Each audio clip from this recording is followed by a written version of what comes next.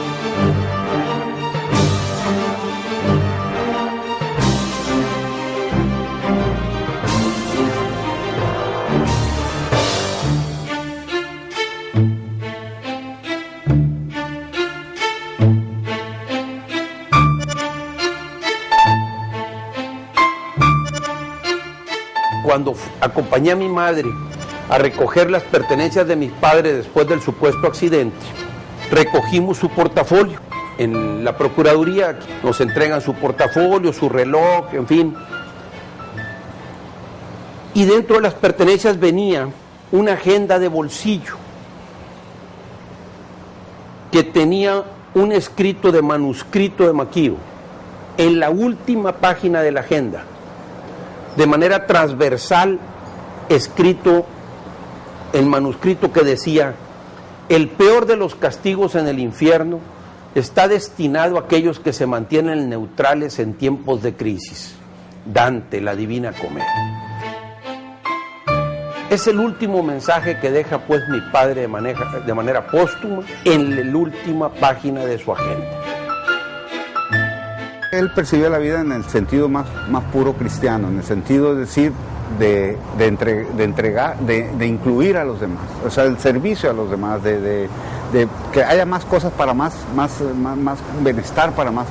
De eso no tengo la menor duda. Él era de tendencia social. Maquío, como lo era creyente más no beato, sostenía la idea de que íbamos a ser juzgados a la hora de rendir cuentas al Creador bajo la tesis de la parábola de los talentos, es decir, cuánto se te dio, cuánto regresaste. Como él dijo, a mí yo estoy dispuesto a dar la vida, y la dio. Y él hizo hasta lo imposible por cambiar a México, porque pues precisamente por lo aventado que era y lo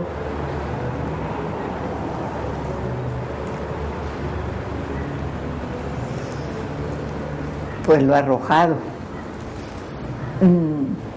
pues pisaba muchos callos y no tenía mano izquierda. Él decía las cosas tal cual, ¿no? Entonces eso pues no siempre cae bien, ¿verdad? Se puede decir que hay un México antes y un México distinto ahora después de Cloutier. Maquío era un animal político.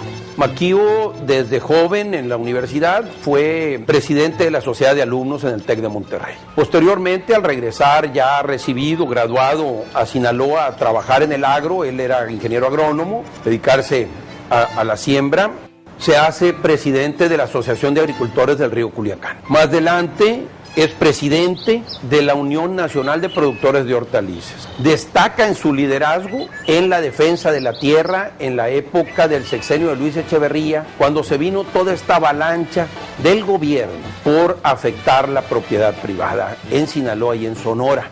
Porque Echeverría decía una cosa y hacía otra, ¿eh? Echeverría en ese aspecto venía y les daba aquí a tole con el dedo, pero luego les quitaba las tierras finalmente, ¿no?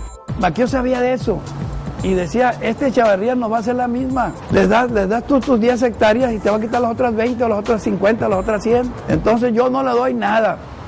Y él se rebeló y no dio ni un centímetro de tierra. Nos reúne a todos ahí en el patio del casco del rancho. Entonces dice, yo voy a ir para allá a defender mi tierra porque es tierra mía. Pero el trabajo, dijo, es de ustedes. Si ustedes quieren defender su trabajo, pues acompáñenme. Entonces estaban los camiones ahí Pues todos, vámonos, y todo el mundo se subió y ahí vamos todos para donde estaba la invasión, ¿no? O sea, él iba a defender su tierra, pero todos los demás iban a defender su trabajo. Íbamos.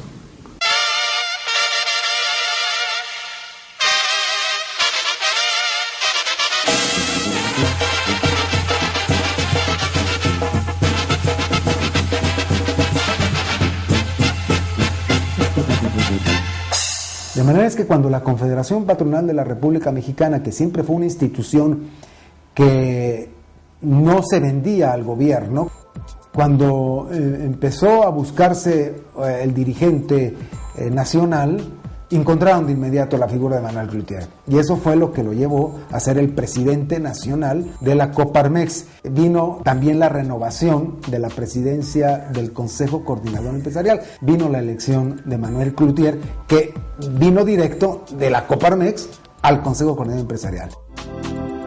Cuando a López Portillo se le vino abajo el castillo de naipes de la administración de la abundancia por los recursos del petróleo, que cayó el precio internacional del petróleo y toda la construcción económica de López Portillo se vino abajo, el gobierno comenzó a cometer graves errores y empezó a hundir a la economía. El sector empresarial reaccionó fuertemente frente a esa mala conducción y empezó a haber una tensión y un choque ya entre el sector empresarial y sus voceros, entre ellos Manuel Cloutier, con el presidente de la República. Maquio llega al último informe como presidente del Consejo Coordinador Empresarial, y era el último informe de José López Portillo, y cuando ve la escena y escucha que nacionaliza la banca, Maquio, indignado, se levanta de la curul precisamente y abandona el recinto. Algo pues insólito en aquella época, porque era pues prácticamente, literalmente, mandar al carajo al señor presidente. He expedido en consecuencia 2 decretos. Uno, que nacionaliza los bancos privados del país.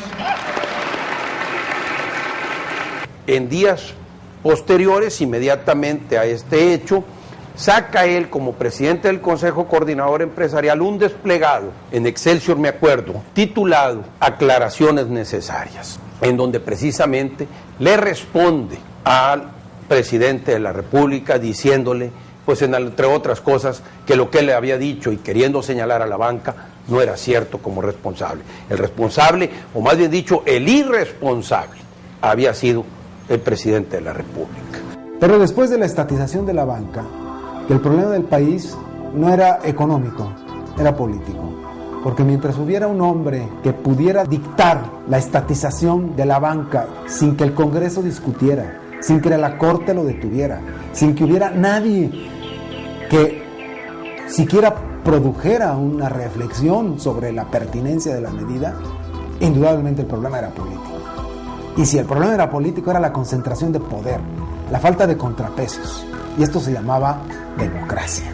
Se empieza a desarrollar estos movimientos México en la Libertad, que empiezan a llevarse a cabo en diferentes partes de la República. Las reuniones de México en la Libertad tienen este espíritu, es una expresión de defensa de libertades, ya no de la defensa de los banqueros, porque curiosamente los banqueros fueron los primeros que no quisieron que se les defendiera.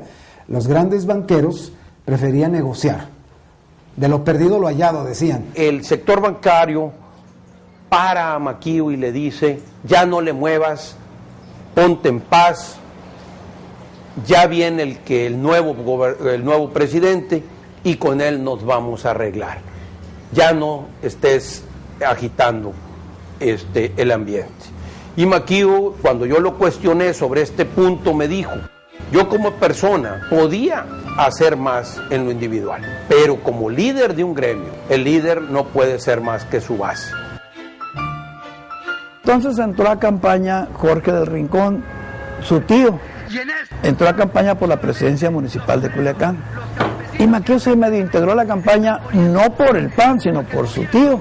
Entonces ahí vio la realidad. Había ganado el PAN, en las urnas la gente se había volcado por el candidato Jorge del Rincón. Pero los maestros, que entonces eran absolutamente incondicionales al PRI, se dedicaron a robarse las urnas. esa tarde de las elecciones. Que a él le tocó ver cómo se llevaban las urnas en el sindicato de maestros, ahí por la calle Zaragoza, se llevaban las urnas, ahí las metían para ahí alterarlas, modificarlas y hacer pues otra cosa con ellas, ¿no? Nosotros ya tenemos ahorita avisos que en Mazatlán están retacando tacos. Evidentemente que agarrar a los ladrones es difícil. Yo nomás quiero hacer la advertencia que si no checan el número de votantes con los votos emitidos, aquí va a haber jaleo. Y quiero que quede bien claro, porque no nos vamos a dejar robar. Y para Manuel ese fue, digamos, el momento tumbativo, o sea, el momento en el que se derrumbó todo el edificio de sus viejas concepciones respecto a la no participación en la política. Ese día dijo, aquí está el mal. Si los votos se roban, la autoridad que sale de esto no puede ser más que una autoridad ladrona, más que una autoridad abusiva. Y si una autoridad es abusiva y ladrona, el país no puede ir bien. De tal manera que empieza a explorar por dónde iba a participar, y me consta porque lo veía leyendo y estudiando, se metió a estudiar todas los principios de doctrina de todos los partidos, y donde encontró afinidad ideológica con su formación de la doctrina social de la Iglesia y su formación en el sector empresarial, fue precisamente también en el humanismo político de Acción Nacional. Cuando menos pensó, se encontró que estaba rodeado de panistas, toda su gente era panista. Y como él decía, ¿qué chingado estoy haciendo aquí? Yo también me meto al PAN.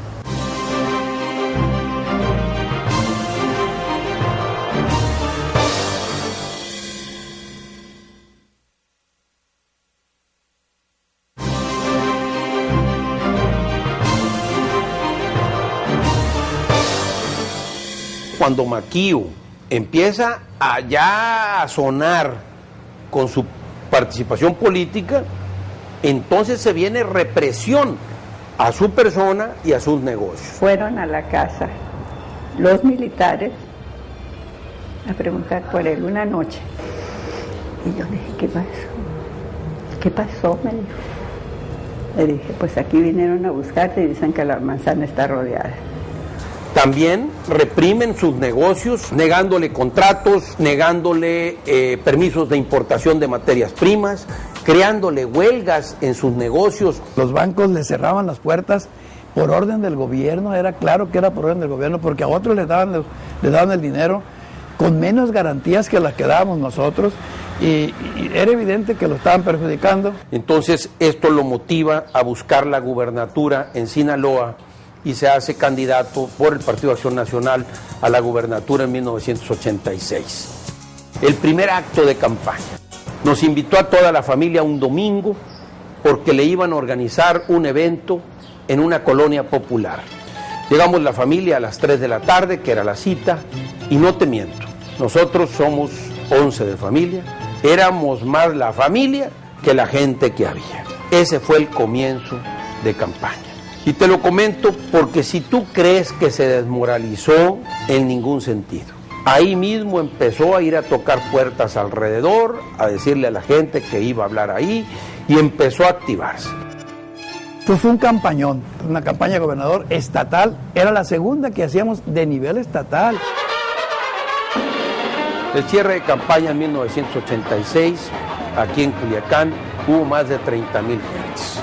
Y además, en aquel entonces no era como las de ahora, que la gente va acarreada ni nada. Ahí sí, al contrario, era gente libre que iba, y por lo tanto cada persona que iba con nosotros valía por 10 de las otras. Con Maquío, de candidato a gobernador, y yo de presidente municipal aquí en Culiacán, pues sacamos, no sé, casi 50,000 votos, ¿no? Quiero hacer una declaración de guerra. Se vienen las protestas postelectorales. Maquío organiza varios mítines igual de 30, 40,000 gentes postelectorales. Uno se llamó el mítin de los huevos. Se llevó a cabo el mítin y después nos invitó Maquío a que se abriera la gente y le abrieran un espacio al centro, porque él iba a ir por delante a ir a depositar los huevos frente al palacio. Vamos a ir al Palacio Municipal. Denme chance de bajarme porque voy por delante. Obvia decir que Maquío los depositó, pero la gente no hizo eso. La gente se los aventó al palacio y se hizo un cochinero aquello y la gente estaba enardecida, ¿verdad? Duré 14 días de huelga de hambre y él alborotó, como dice, toda la habitación en todo el país. Fue a decir cómo había sido el fraude en Sinaloa. Y todo eso pues fue una preparación para su posterior campaña en el 88 a la presidencia de la República. Nos robaron la elección al gobernador del estado, pero se compraron un candidato a la presidencia de la República y ahora les va a salir más caro el caldo que las albóndigas. Luis Álvarez había llegado a la presidencia nacional del partido para entonces, cuando se conoció el mote que Fidel Velázquez les puso a los panistas del norte, que eran los bárbaros del norte. Se reunieron en Mazatlán, Sinaloa, se reunieron aquí al sur, todo este grupo, en donde acuerdan un proyecto para buscar la presidencia y le piden primeramente a Pancho Barrio que lidere este movimiento buscando ser el candidato a la presidencia. Pancho titubea y entonces en el titubeo de Pancho le piden a Maquío y Maquío dice: yo le entro.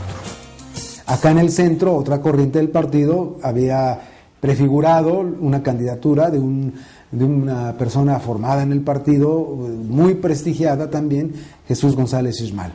Total que el candidato normal dentro de la estructura, normal dentro del proceso normal del PAN, era González Ismal. Pero llega Maquío, irrumpe ahí, y entonces fue cuando se inauguró prácticamente el asunto de los debates internos.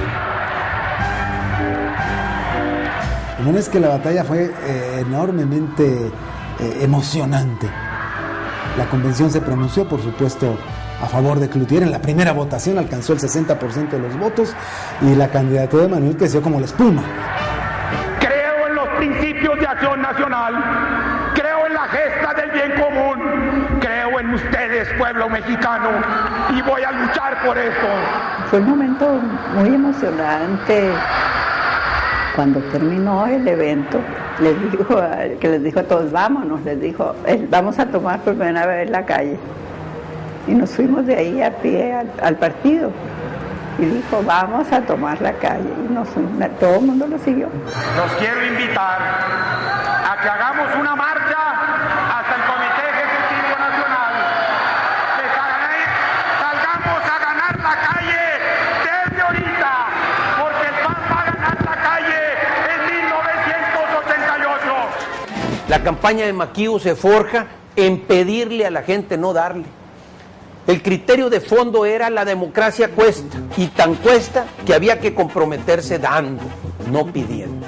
Es más, sostenía que era un partido que se dedicara a dar, era un partido en decadencia, decía Maquío. La gente, yo creo que tenía tantas ganas de un cambio, en realidad, y él pues tenía mucho carisma. Ni modo, ¿verdad? Yo, el pegue que tenía, yo no podía ahí. Porque en realidad las mujeres fueron las que pusieron la mayor parte. Los señores a lo mejor pusieron dinero y pusieron muchas cosas, ¿verdad? Pero las mujeres se salieron de sus casas. Es un gran despertar. Si te acuerdas tú aquella famosa entrevista de Ricardo Rocha en Televisa, fue famosa porque, entre otras cosas, decían los expertos que había generado nada más esa entrevista el efecto equivalente a 3 meses de campaña. Y aquella entrevista fue la entrevista. Cambió la ruta de las cosas. Fue de tal impacto la entrevista porque Manuel dijo las cosas que venía diciendo siempre, a su estilo, sin acartonamientos, sin límites, con absoluta libertad, que fue un bombazo la entrevista. México va a cambiar, y va a cambiar contigo, va a cambiar contra ti, o va a cambiar a pesar de ti, pero va a cambiar. Muchas gracias, señor ingeniero Cloutier, por esta conversación. El efecto que genera es que el sistema, el PRI gobierno, cerrara los medios de comunicación electrónicos a Maquío, porque se asustaron con el fenómeno que se convirtió Maquío ante las cámaras. Y entonces le empiezan a cancelar todos los contratos en radio y en televisión, que ya tenían contratados, en más de alguno incluso pagados. Y manifesté mi comprensión para los medios de comunicación que son presionados por el gobierno. Sin embargo, Este programa actúa en forma más que arbitraria, por eso merece el repudio de todo el pueblo mexicano.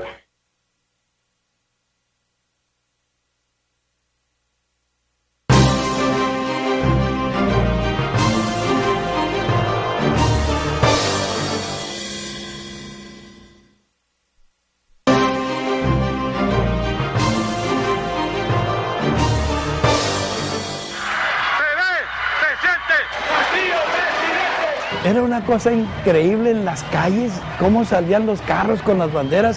Gente que nos imaginábamos salía con su bandera y los carros, y los muchachos echando porras al PAN y al Maquío.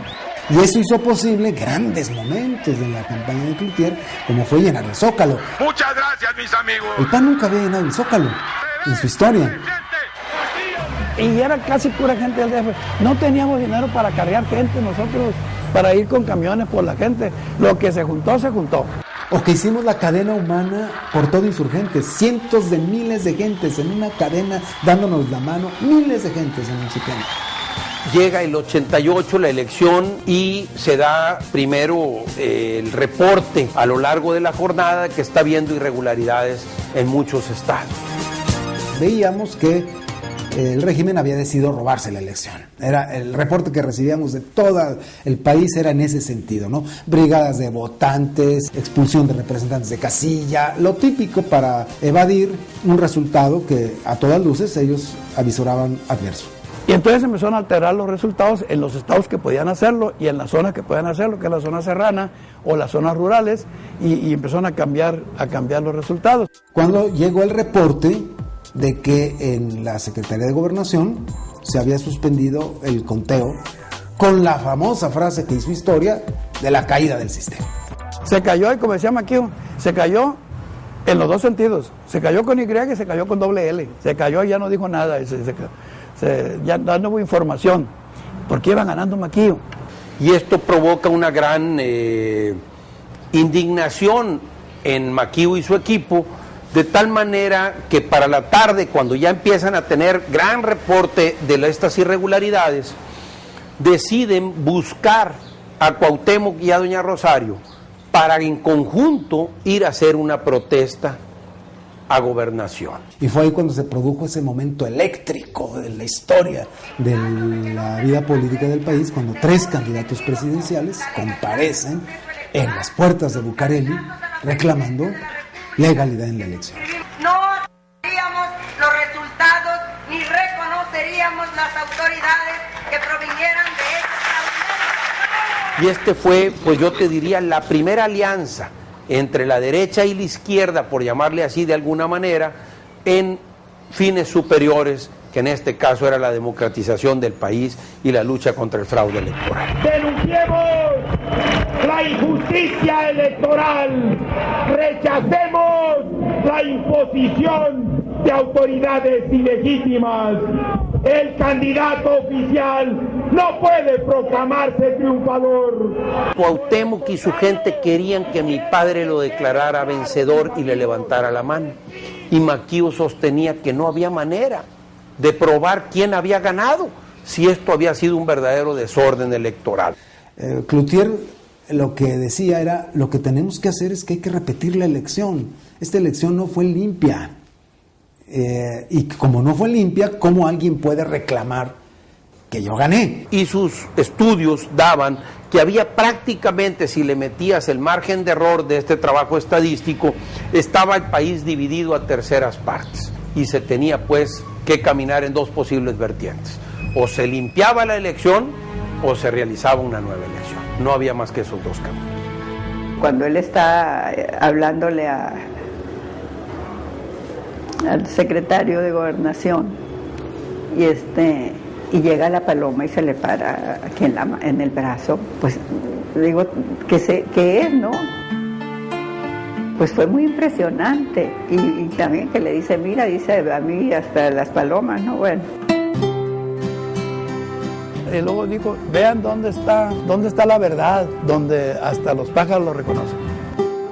Pero hubo gente que casi se arrodillaba ahí con Maquío. Y Maquio no se quedó atado en la elección. Maquio brinca la elección precisamente y entiende que había que fincar una nueva lucha. Dice, el sistema se va a sentar en el poder, pero ¿cómo le hacemos para que nunca más en el país pueda haber un fraude como el que hubo? Y entonces Cloutier decidió encarar al presidente de la Madrid en todos aquellos lugares en donde se apareciera, porque no lo recibía, le pidió una cita y nunca lo recibió. Y entonces dijo, bueno, si el presidente no me recibe, pues yo lo voy a encontrar. Y en una de esas ocasiones, el presidente de la Madrid anunció que asistiría a un evento del Colegio de Abogados en el Palacio de Bellas Artes. Ahí va a estar el presidente, ahí vamos a ir. Entonces se convocó a un grupo de compañeros para que acompañaran a Cloutier a presentarle al presidente el memorándum de petición de repetición de las elecciones. Y Manuel llega a las inmediaciones del Palacio de Bellas Artes, en donde está el Estado Mayor. Alguien se ha confundido ahí, o alguien con una visión muy primaria ordena que los soldados apunten. Se arma un jaloneo tremendo, muy delicado, muy peligroso. Afortunadamente en el Estado Mayor priva la serenidad y la frialdad, y afortunadamente el asunto no pasó a mayores, pero sí fue uno de los momentos que reflejó la tensión a la que había llegado ya el conflicto postelectoral. Y era un problema también pues práctico, más que ideológico, de teorías, era práctico. ¿Cómo hacer para romper esta situación de un gobierno que hacía todo lo que había que hacer para robarse la elección sin pudor? Y además no repercutía internacionalmente. Porque Salinas de Gortari y el gobierno, después de que había logrado estabilizar la situación, ya se andaba haciendo guaje, si me permiten la palabra. Y cuando Manuel se da cuenta de que el régimen de Salinas está otra vez yéndose a olvidar las promesas de que habría que cambiar el régimen electoral y abrirse a la democracia, hace una huelga de hambre. Y Manuel Cloutier tiene una huelga de hambre en Paseo de la Reforma, en el Ángel de la Independencia, presionando a que se convocara a una reforma electoral precisamente en el Congreso. Huelga que finalmente levantó el 24 de diciembre de 1988, después de que el secretario de Gobernación, Fernando Gutiérrez Barrios, hace una declaración solemne de que se inician las pláticas para reformar el Código Electoral. Y por eso pone el nuevo acento en la lucha por una nueva legislación electoral que permitiera que no habría nuevos fraudes electorales. Era una persona que quería y creía en morir joven y por lo tanto vivía intensamente. Y me voy a morir joven. Seguido nos decía. Un día le dije, mira, ya me enfadaste, ¿no?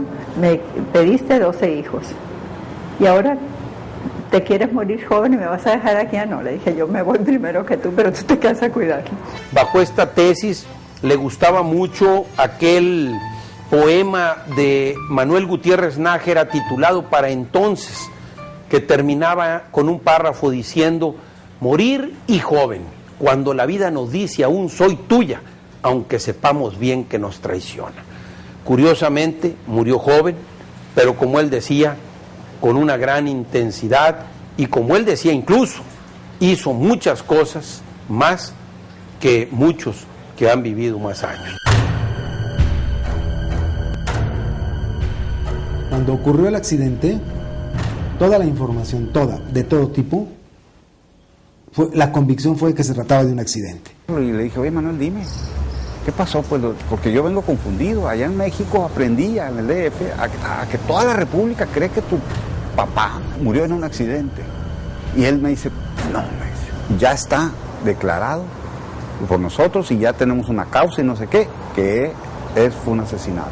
Aquí el padre Toño, que es un sacerdote amigo de la familia, me decía: mira Manuel, a tu padre lo mataron o la divina providencia es priista, escoge, me decía. Entonces, pues yo creo, esta es su opinión muy personal, en la familia somos 10 hoy que sobrevivimos, en donde las opiniones son muy diversas, pero el caso personal, yo comparto la tesis del padre Toño. La verdad es que nunca hubo mayores elementos, ni, hay que decirlo, tampoco una investigación para probar lo contrario. Digo, la convicción es que se trató de un lamentabilísimo accidente. Otros creemos que siempre que se analiza un asesinato, tienes que revisar quién es el beneficiario de esa muerte, y si vemos quién fue el beneficiario, pues definitivamente que fue Carlos Salinas de Gortari y el priismo. Una vez yo le reclamé, es que yo te necesito, y me dijo,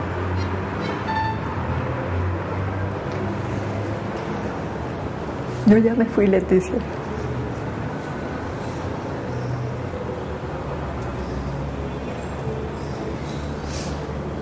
Y pues se fue sin despedirse. Se fue tranquilo, se fue en paz, con muchas ilusiones todavía.